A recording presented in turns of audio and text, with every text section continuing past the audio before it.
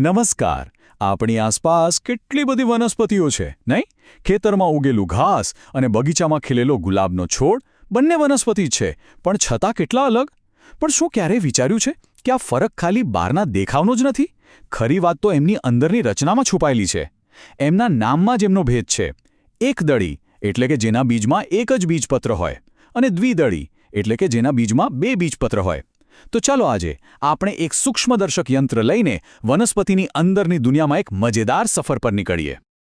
આપણે બધાએ આંબાના ઝાડની છાયા માણી છે અને મકાઈના ડોળા પણ ખાધા છે. આપણે એમને એમના પાંદડા, ફૂલ કે ફળથી ઓળખીએ છીએ. પણ શું આ ઓળખાણ પૂરતી છે? કારણ કે એમની બહારની સપાટીની નીચે કોષો અને પેશીઓની એક આખી એન્જિનિયરિંગની દુનિયા ધબકી રહી છે. આજે આપણે એ જ છુપાયેલી દુનિયાના દરવાજા ખોલવા જઈ રહ્યા છીએ. તો આ રહ્યો આપણી આજની સફરનો નકશો. આપણે શરૂઆત કરીશું જમીનની નીચે, છેક મૂળથી. પછી આપણે પ્રકાંડના સુપર હાઇવે પરથી પસાર થઈશું અને છેલ્લે પહોંચીશું પાંદડાના સોલાર પેનલ સુધી. અને હા, દરેક પડાવ પર આપણે એક દળી અને દ્વિદળી વચ્ચેના જે મુખ્ય તફાવતો છે એને બરાબર સમજીશું. સારું, તો આપણી સફરનો પહેલો સ્ટોપ છે મૂળ. હવે જુઓ, મૂળનું કામ ખાલી વનસ્પતિને જમીનમાં જકડી રાખવાનું જ નથી. એ તો એક જોરદાર શોષણ યંત્ર છે જે જમીનમાંથી પાણી અને જરૂરી ખનિજ તત્વો ખેંચીને છોડને જીવંત રાખે છે. ચલો એના આડછેદમાં થોડું ઝૂમ કરીને જોઈએ કે અંદર શું ચાલી રહ્યું છે. આપણે શરૂઆત કરીએ દ્વિદળી મૂળથી, જેમ કે ચણા અથવા તો સૂર્યમુખીનું મૂળ. આપણે એની રચનાને બહારથી અંદરની તરફ એક પછી એક પડ ખોલીને સમજીશું. બરાબર, જાણે કોઈ ડુંગળી છોલતા હોઈએ. જુઓ, આપણે બહારથી અંદર જઈ રહ્યા છીએ. સૌથી બહારનું પડ છે અધિસ્તર, જેમાંથી પાણી શોષવા માટે હજારો નાના નાના મૂળરોમ નીકળે છે. એની અંદર છે બાહ્યક, જે એક સ્ટોરેજ એરિયા જેવું છે. પણ ખરી મજા તો હવે છે. બાહ્યકનું સૌથી અંદરનું લેયર, અંતસ્તર, એક સિક્યોરિટી ચેકપોસ્ટની જેમ કામ કરે છે. અને એની પણ અંદર છે મધ્યરંભ, જ્યાં પાણી અને ખોરાકને ઉપર નીચે લઈ જતી પાઇપલાઇન્સ એટલે કે જલવાહક અને અન્નવાહક પેશીઓ ગોઠવાયેલી છે. દ્વિદળીમાં આવી પાઇપલાઇનના સામાન્ય રીતે 2 થી 4 જ સેટ હોય છે. હવે આ અંતસ્તરની ચેકપોસ્ટ આટલી બધી ખાસ કેમ છે? કારણ કે એમાં આવેલી છે આ કાસ્પેરિયન પટ્ટિકા. તમે એને એક પ્રકારની વોટરપ્રૂફ ટેપ સમજી લો, જે કોષોની ચારે બાજુ વીંટળાયેલી હોય છે. આ ટેપ એ વાત પાકી કરે છે કે પાણી ગમે ત્યાંથી આડેધડ પસાર ન થાય, પણ કોષોની અંદરથી બરાબર ચેકિંગ થઈને જ મધ્યરંભ સુધી પહોંચે. ખરેખર આ એક કુદરતી ફિલ્ટર સિસ્ટમ છે. ઓકે, તો દ્વિદળી મૂળની વ્યવસ્થા તો આપણે જોઈ. તો પછી મકાઈ કે ઘઉં જેવા એકદળી વનસ્પતિના મૂળમાં એવું તો શું અલગ હોય છે? ચાલો એ તફાવત પણ શોધી કાઢીએ. એકદળી મૂળ બહારથી તો લગભગ દ્વિદળી જેવું જ દેખાય, પણ જેવું તમે અંદર જુઓ, મોટો તફાવત તરત પકડાઈ જાય છે. અહીં જલવાહક અને અન્નવાહકના 2-4 નહીં પણ 6 કરતાં પણ વધુ સમૂહો હોય છે. એટલે જ આ સ્થિતિને બહુસૂત્રી કહેવાય છે. બહુ એટલે કે ઘણા. અને બીજો મોટો ફેરફાર એ છે કે એના કેન્દ્રમાં એક મોટી અને એકદમ સ્પષ્ટ દેખાતી મજ્જા એટલે કે ગર પ્રદેશ આવેલો હોય છે. તો મૂળ માટે બસ આ 2 મુખ્ય ઓળખ યાદ રાખવાની છે. દ્વિદળીમાં ઓછા વાહીપુલ અને નાની મજ્જા, જ્યારે એકદળીમાં ઘણા બધા વાહીપુલ અને મોટી સુવિકસિત મજ્જા. એકદમ સિમ્પલ. ચાલો ત્યારે હવે જમીનની ઉપર આવીએ અને વનસ્પતિના સુપર હાઇવે એટલે કે પ્રકાંડની રચના જોઈએ. આ એ ભાગ છે જે મૂળમાંથી આવેલા પાણીને પાંદડા સુધી અને પાંદડામાં બનેલા ખોરાકને છોડના દરેક ભાગ સુધી પહોંચાડવાનું કામ કરે છે.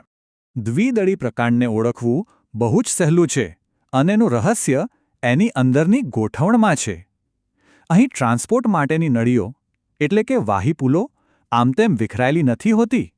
એ એકદમ સુંદર અને વ્યવસ્થિત ગોળ રિંગમાં ગોઠવાયેલી હોય છે.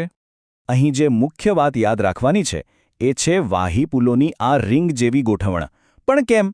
કારણ કે આ વ્યવસ્થિત ગોઠવણને કારણે જ દ્વિદળી વનસ્પતિઓ જાડી થઈ શકે છે અને મજબૂત લાકડું બનાવી શકે છે, જેને આપણે દ્વિતીય વૃદ્ધિ કહીએ છીએ. આ જ કારણ છે કે આંબા જેવા દ્વિદળી ઝાડ આટલા વિશાળ થઈ શકે છે. જો દ્વિદળી પ્રકાંડ એક સુવ્યવસ્થિત શહેર જેવું લાગતું હોય, તો હવે એકદળી પ્રકાંડ માટે તૈયાર થઈ જાઓ, કારણ કે અહીં તો જાણે ટ્રાફિક જામ જેવી સ્થિતિ છે. અહીં કોઈ રિંગબિંગ નથી હોતી. એકદળી પ્રકાંડમાં વાહિપુલો આખા ભાગમાં વેરવિખેર ફેલાયેલા હોય છે, જાણે કે કોઈ જેલીમાં તમે સ્ટ્રો આમ તેમ ખોસી દીધી હોય.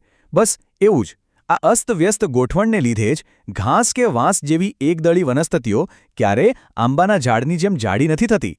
અને હા, દરેક વાહિપુલને મજબૂતી આપવા માટે એની ફરતે દ્રોડોત્કીય પેશીનું એક મજબૂત કવચ એટલે કે પુલકંચુક પણ હોય છે.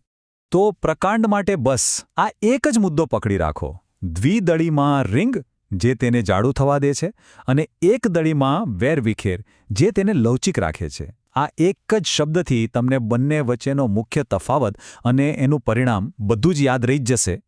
અને હવે આપણે આપણી સફરના અંતિમ પડાવ પર પહોંચી ગયા છીએ. પર્ણ. આ છે વનસ્પતિનું રસોડું, એનું પાવરહાઉસ, જ્યાં સૂર્યપ્રકાશની ઊર્જાનો ઉપયોગ કરીને હવામાંથી કાર્બન ડાયોક્સાઇડ અને જમીનમાંથી પાણી લઈને ખોરાક બનાવવામાં આવે છે. દ્વિદળી પર્ણને પૃષ્ઠવક્ષીય કહેવાય છે. થોડો અઘરો શબ્દ છે, પણ એનો મતલબ સીધો સાદો છે કે તેની ઉપરની અને નીચેની સપાટી દેખાવમાં અને રચનામાં અલગ અલગ હોય છે. ઉપરની સપાટી ઘેરી લીલી અને ચળકતી હોય, જ્યારે નીચેની સપાટી આછી અને થોડી ખરબચડી. આ બધું વધુમાં વધુ સૂર્યપ્રકાશ પકડવા માટેનું એક પરફેક્ટ સેટિંગ છે. અહીં અંદરની પેશીમાં, જેને મધ્યપર્ણ કહેવાય છે, એમાં કામની સ્પષ્ટ વહેંચણી થયેલી છે. ઉપરની સપાટી પર જ્યાં સીધો સૂર્યપ્રકાશ પડે છે, ત્યાં હરિતકણથી ભરેલા કોષોની લંબોતક પેશી ગોઠવાયેલી છે. અને એની નીચે વાયુઓની આપ-લે સરળતાથી થઈ શકે એ માટે છૂટાછવાયા કોષોની શિથિલોતક પેશી છે. આ જ કારણ છે કે મોટાભાગના વાયુરંધ્રો પણ નીચેની છાયડાવાળી સપાટી પર જ હોય છે, જેથી બિનજરૂરી પાણીનો વ્યણ ઓછો થાય. હવે આવીએ એકદળી પર્ણ પર. આ પર્ણ સમદ્વિપાર્શ્વ તરીકે ઓળખાય છે, જેનો મતલબ છે કે એની બંને સપાટીઓ લગભગ સરખી જ દેખાય છે અને સરખી જ રચના ધરાવે છે. ઘાસના પાનને યાદ કરો. એની ઉપરની અને નીચેની સપાટીમાં કોઈ ખાસ ફરક નથી દેખાતો, બરાબર ને? અહીં મધ્યપર્ણ પેશીમાં લંબોતક અને શિથિલોતક જેવી કોઈ અલગ અલગ ટીમ નથી. અને કારણ કે ઘાસ જેવા એકદળીના પાન સીધા ઉગે છે અને એમને બંને બાજુથી સૂર્યપ્રકાશ મળે છે, એટલે વાયુરંધ્રો પણ બંને સપાટી પર લગભગ સરખા પ્રમાણમાં હોય છે.